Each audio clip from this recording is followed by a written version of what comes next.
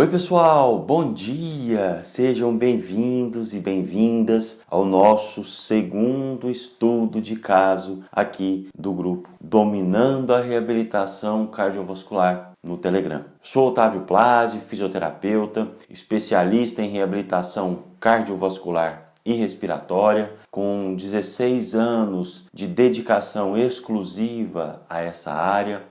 E eu havia me comprometido com vocês a fazer um vídeo por semana falando sobre casos clínicos reais que eu atendo no meu cotidiano da clínica. E durante essa semana eu coloquei uma enquete lá no nosso grupo, você deve ter visto, perguntando para você qual era o assunto que você desejava ou desejaria ver nesse domingo na nossa aula da semana. E a esmagadora maioria das pessoas votou em reabilitação pós-infarto agudo do miocárdio. Eu já mandei no grupo um artigo da Sociedade Brasileira de Cardiologia, datado de 2015, em que a sociedade lança, e mostra a diretriz do tratamento do infarto agudo do miocárdio. Já, junto com essa aula, eu vou reforçar para vocês, vou reenviar para vocês o arquivo da Sociedade Brasileira de Cardiologia, da última diretriz de reabilitação cardiovascular, que foi lançada agora em 2020. Mas eu aconselho que você continue a sua busca, tá?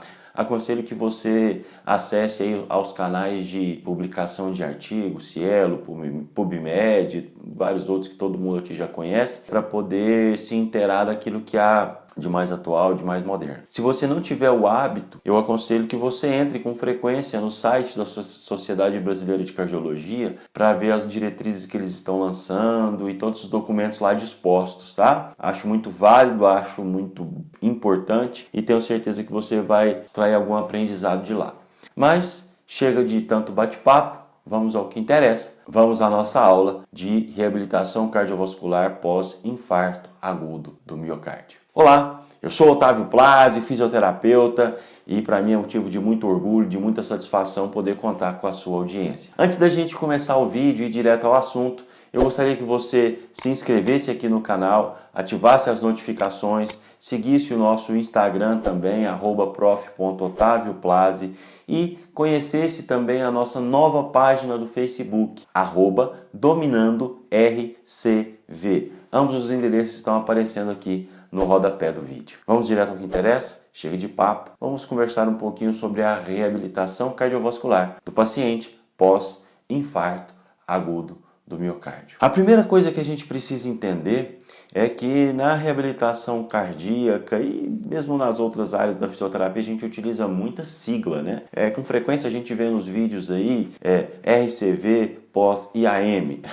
Então, RCV é reabilitação cardiovascular. IAM é a sigla utilizada para definir infarto agudo do miocárdio, que tecnicamente é definido como sendo a necrose do tecido cardíaco por diminuição ou ausência total de fluxo sanguíneo para aquela determinada região. Lembrando um pouquinho da anatomia, eu tenho certeza que você sabe que o músculo cardíaco ele é nutrido pelo fluxo sanguíneo vindo das artérias coronárias. Nós temos dois troncos principais, a artéria coronária direita e a artéria coronária esquerda, que vai dar diversos ramos. E cada vez que vai surgindo um novo ramo, uma área específica do coração vai sendo nutrida por esse ramo. Por que é importante você saber isso? Porque quanto mais perto do tronco, maior é a área de perda, é a área de necrose tecidual. Então, quanto mais próximo do tronco for a obstrução, maior será a repercussão cardíaca desse evento. Entenda o seguinte, imagine uma árvore e se a gente pega e poda essa árvore lá no topo, a árvore continua viva. Ela continua vistosa, enfim, nós vamos continuar entendendo que aquilo ali é uma árvore, tendo todas as funções dela. Quanto mais próximo ao tronco a gente vai cortando, maiores serão as perdas estruturais para essa árvore. Até que, se a gente vai lá na raiz e corta, a árvore morre. Imagine que o infarto, o raciocínio é o mesmo. Se a gente está falando de uma obstrução de um ramo dessa artéria, consequentemente a gente vai entender que essa obstrução do ramo, e esse ramo é um ramo bem pequenininho, vai trazer uma repercussão hemodinâmica, uma repercussão nutritiva e circulatória para o próprio coração de menor intensidade do que se essa obstrução for lá no tronco, por exemplo, na coronária esquerda ou na coronária direita. Essas obstruções de tronco, elas tendem a ser uma urgência médica muito mais intensa, com risco agudo de óbito. Porque uma área muito grande do coração, que está metade do coração inteiro, vai ficar sem receber nutrição e existe a possibilidade de ter um infarto que vai levar ao óbito diretamente ou a possibilidade de um infarto que pode ser revertido. E aí, para reverter essa obstrução, existem dois caminhos, aliás, três caminhos. O tratamento clínico, e aí entra o tratamento medicamentoso com a reabilitação cardiovascular. Existe o tratamento minimamente invasivo, que é o tratamento via angioplastia, que faz um acesso via artéria femoral e via artéria radial com uma câmera, e nós estamos falando de um cateterismo, que é um exame. Essa câmera, ela vai até o ponto da obstrução, ela libera um fluido e, através de uma coleção de imagens realizadas em tempo real, o médico avalia o grau de obstrução dessa artéria e qual artéria que é e qual é a gravidade disso. Havendo essa necessidade, o médico coloca um stent, um balãozinho, infla essa artéria e o fluxo volta ao normal, né, na maioria das vezes. Então a gente passou do cateterismo para uma angioplastia. A terceira opção, quando a angioplastia não é viável por alguma razão, é a cirurgia de peito aberto. Então a gente chama de cirurgia de revascularização do miocárdio, ou CRVM. Essa cirurgia, ela é feita, obviamente, no bloco cirúrgico, né? Então o paciente vai ter o externo cerrado, o cirurgião vai ter uma visão real do coração, né, através de imagens, e ele vai fazer uma ponte. Então ele vai retirar algum vaso, vai ligar de um ponto ao outro, ultrapassando essa obstrução. Para nós, na reabilitação cardíaca, independente das três possibilidades de tratamento, a reabilitação cardíaca ela está inserida, com objetivos e com metas um pouco diferentes, mas ela está inserida. Aqui na Pulmocor, eu recebo e já recebi e continuo recebendo pacientes nas três configurações. Então eu recebo pacientes que têm obstruções que não são ainda necessárias intervenções, sejam elas minimamente ou intervenções a céu aberto, e que são encaminhados junto com o tratamento farmacológico para reabilitação cardiovascular. Eu tenho pacientes que sofreram angioplastia, mais de uma inclusive, e após essa angioplastia são encaminhados para reabilitação cardiovascular, e eu tenho pacientes que foram submetidos à cirurgia e após o processo cirúrgico eles vão para a reabilitação cardiovascular. Então as três condições têm indicação para que a gente encaminhe esse paciente, para que a gente receba esse paciente, melhor dizendo, na reabilitação cardiovascular. Os cuidados são um pouco diferentes. O pós-operatório imediato desse paciente que fez a angioplastia vai variar muito de acordo com o serviço, mas em regra, esse paciente ele vai ficar em torno de 12 até 24 horas com um curativo compressivo, depois se afrouxa esse curativo. Quando o acesso é feito via radial, a liberdade de movimento de membro inferior é instantânea, é imediata. Quando esse acesso é feito via femoral, alguns hemodinamicistas ou alguns médicos eles não gostam da mobilidade, nem mesmo das extremidades, eles pedem para que espere o curativo ser retirado, alguns pedem até 24, até 48 horas para evitar hematoma, e aí vai depender muito do serviço que você tiver inserido. Mas o nosso papo não é sobre reabilitação fase 1, pois a gente pode até pensar, caso vocês queiram, um vídeo sobre isso. No paciente que veio da cirurgia, normalmente esse paciente ele já vai vir sem anestésico para poder ser estubado na unidade de terapia intensiva. Cada serviço tem um protocolo. No serviço que a gente fazia parte, esse paciente já era, logo após a extubação, ele ainda estava com dreno de mediastina, então numa posição de no máximo 30 graus de elevação. Esse era o protocolo que a gente fazia aqui, tá? Não significa que seja o único. Ele já era inserido num programa de ventilação mecânica não invasiva e a gente fazia a VNI por 1 hora, 1h30, às vezes até 2 horas a cada 4 horas. De 4 em 4 horas, esse paciente era submetido a uma sessão de ventilação não invasiva. Ok, nós não estamos conversando sobre fase 1, só dei essa leve passada aqui para vocês entenderem. O paciente saiu de alta, em regra, pós-infarto agudo do miocárdio, esse paciente entre 3 e 10 dias, ele vai ser submetido a um teste ergométrico. E é muito importante para nós na reabilitação cardíaca que esse paciente venha para nós com esse teste ergométrico. Ele vai nos dar a segurança de que até um determinado nível de frequência cardíaca não há alterações eletrofisiológicas do funcionamento cardíaco. Então, se o paciente chegou para você pós-infarto agudo do miocárdio sem esse exame, eu recomendo que você entre em contato com o médico e faça a solicitação. Então, normalmente os médicos esperam de 3 a 4 até 12 dias, até 10 dias, de 10 a 12 dias, para solicitar um teste ergométrico. Vai depender, obviamente, da extensão da lesão, de como que foi o processo até aquele momento, se esse paciente teve complicação ou não. Ok, o paciente chegou na reabilitação cardíaca. É óbvio, pessoal, que eu sempre preconizo isso para vocês aqui, que as prescrições elas são individualizadas e para a gente fazer uma prescrição assertiva, eu precisaria estar diante do paciente. Então eu vou compartilhar com vocês o caso clínico do meu paciente. Ele é um paciente do sexo masculino, tem 68 anos e ele já passou por 2 angioplastias com a colocação de 3 stents ao todo. São todas artérias coronárias de ramo, não foi nenhuma artéria de tronco, mas esse paciente por 2 vezes ele passou pelo processo da angioplastia, por uma razão muito simples. Era um paciente até entrar para reabilitação cardíaca sedentário, tabagista e com maus hábitos alimentares. Então é um kit bomba relógio. É um paciente que a qualquer momento ia passar por isso mesmo. Esse paciente ele deu entrada na reabilitação cardíaca, especificamente esse paciente já tem 5 meses, ele já está na fase 3 de reabilitação, a gente já está trabalhando com um pouco mais de segurança, mas quando nós iniciamos, nós tínhamos 2 problemas para atingir. Primeiro, o kit que já trazia com ele, sedentarismo, o tabagismo e os maus hábitos alimentares. E o segundo problema era emocional. E nós não podemos esquecer que, de acordo com a Organização Mundial de Saúde, compete à reabilitação cardíaca incentivar esse paciente, fazer com que ele entenda a importância das mudanças, mas fazer com que ele trace novas metas. Então, nesse paciente especificamente, a primeira abordagem que eu fiz foi uma abordagem motivacional. Mostrar para ele que algumas pessoas não teriam essa terceira chance que ele teve e que se ele está tendo essa terceira chance, ele deveria levar isso com um pouco mais de seriedade. É óbvio que a abordagem não é essa. É óbvio que eu comecei de trás para frente. Eu comecei falando assim: ô, seu fulano, vamos chamar ele aqui de seu Gumercindo. Ô, seu Gumercindo, que legal, que bom que o senhor está aqui, seja muito bem-vindo. E aí eu comecei a extrair dele aquilo que ele tinha de desejo.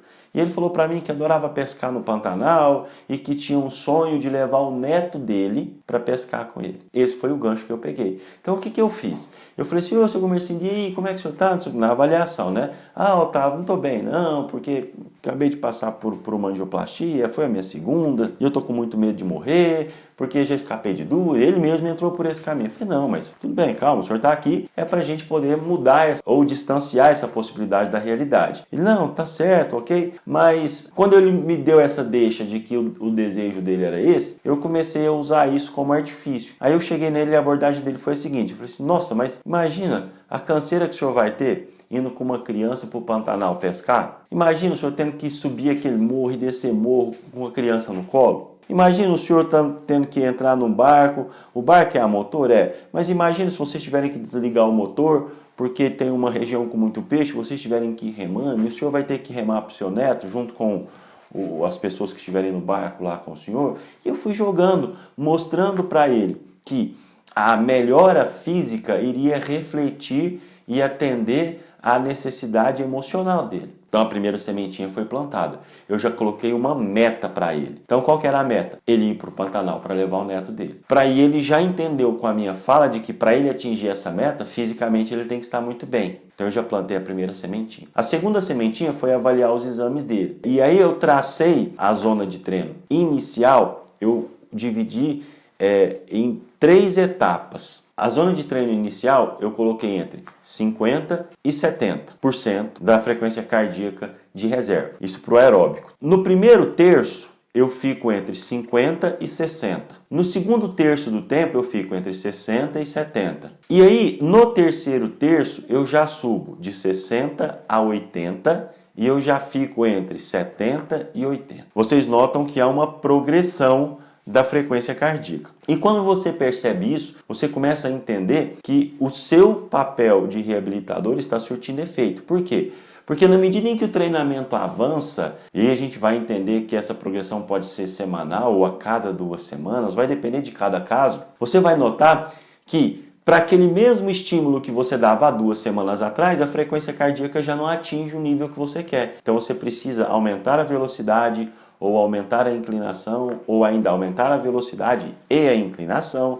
Mas é muito importante que você monitore esse paciente com um frequencímetro ou que você mantenha a sua vigilância sobre a frequência cardíaca desse paciente, porque muito frequentemente, dentro de uma semana, a gente já tenha que aumentar a intensidade do esforço, porque com aquele esforço X, a frequência cardíaca já não atinge mais a zona que a gente espera. Os exercícios aeróbicos, eles vão trazer para o paciente infartado uma série de benefícios com melhora da capacidade funcional, uma menor frequência cardíaca para um nível de esforço um pouco maior ou cada vez maior, uma repercussão hemodinâmica a esse esforço muito mais fisiológica, muito mais próxima do normal, com uma elevação da pressão arterial sistólica proporcional ao esforço e uma pressão arterial diastólica se mantendo ou subindo ou até caindo até 10 milímetros de mercúrio, ou seja, quanto maior o tempo de exposição desse paciente ao exercício aeróbico, melhor vai ser a condição hemodinâmica dele. Então veja,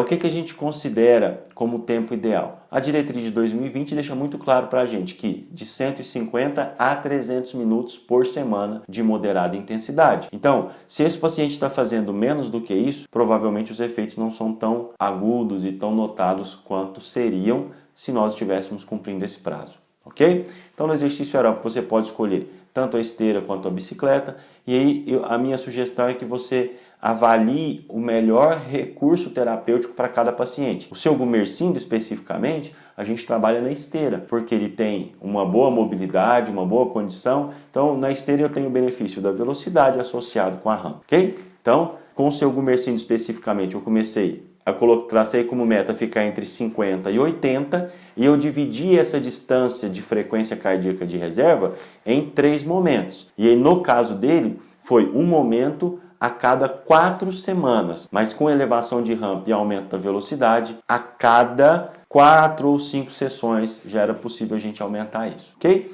Então, esse foi o nosso protocolo inicial com o seu Gumersindo pós-infarto agudo do miocárdio no quesito aeróbico. No quesito muscular, a gente trabalha em torno de 40 a 60 de 1 RM de cada grupo muscular. Então, primeiro a gente testa o grupo e aí a gente prescreve. Com o seu Gumersindo especificamente, eu comecei com ele com 30% de 1 RM, porque ele relatou para mim que quando ele fazia algum exercício de peso, ele sentia muita dor. E na minha estratégia que eu bolei com ele, eu não queria nenhuma razão para que ele abandonasse. Então a dor seria uma razão para ele abandonar. Então eu comecei com uma carga um pouco mais baixa, mostrando para ele que aquele exercício era seguro, mas assim que possível eu já levei essa carga para 40%, ok? Bom, então o exercício aeróbico com o treino de força é o indicado para esse paciente pós-infarto agudo do miocárdio. E aí, pessoal, para a gente finalizar o vídeo,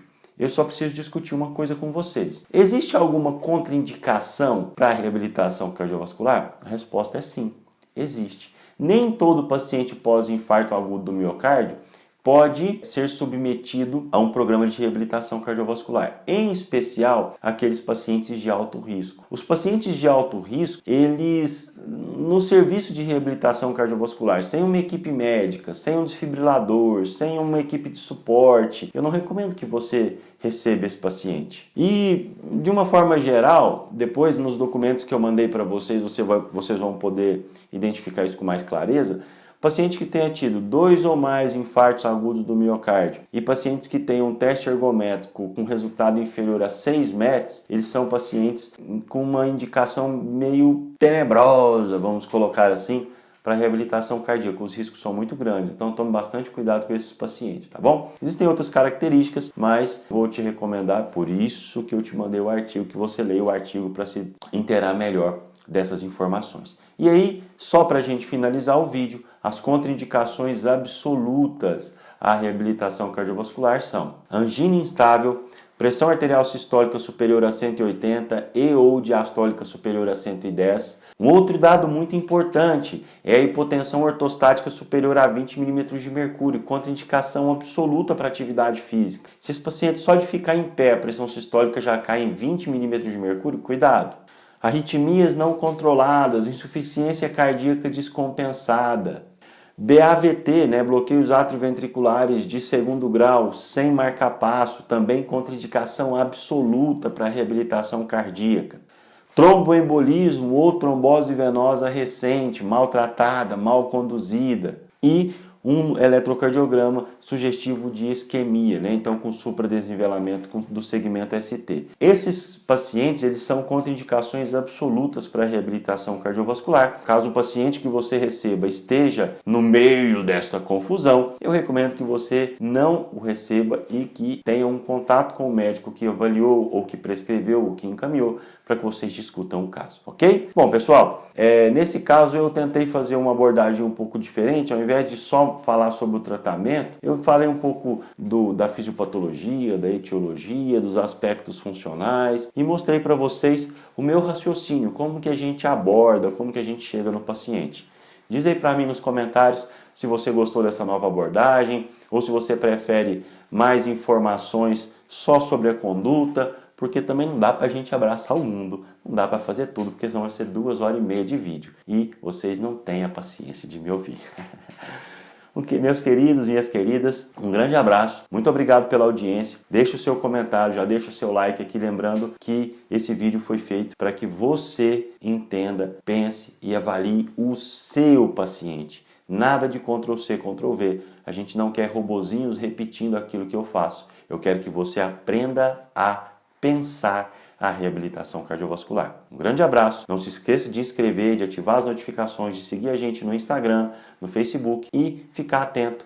Toda terça-feira tem live no YouTube, todo dia tem material no Instagram. Eu estou me esgotando produzindo conteúdo, então vai lá e me ajuda a divulgar isso. Um grande abraço, tudo de bom e até o próximo vídeo.